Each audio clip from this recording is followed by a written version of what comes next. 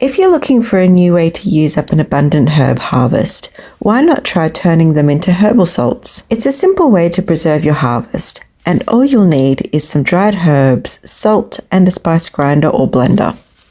To dry your herbs, you can use a dehydrator on its lowest setting, your oven with just the fan and light on, or simply air dry them between 2 clean tea towels until they're completely dried and crisp. And once they've dried, just cut up any of the bigger herbs or remove any of the stems for easier processing.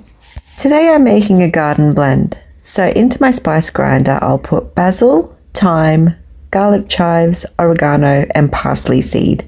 Then I'll add an equal amount of rock salt and blend it until it's combined. You can play around with herb combinations and ratios however you like. Sometimes I use more herbs than salt for a real flavour bomb. And you can also leave it a little bit more coarse for a beautifully textured finishing salt. The same simple technique can also be used for single herb salts. And 2 of my favourites are basil and celery. And I love that by making your own celery salt, you get to use up the parts that might otherwise go to waste, like the leafy tops. Now it's time to get creative and find delicious ways to use your herbal salts. I use the celery salt mostly as an ingredient in things like soups, casseroles, and even in dressings. And the basil salt is my favourite finishing salt. It can be used over just about anything, but is particularly good with your homegrown tomatoes.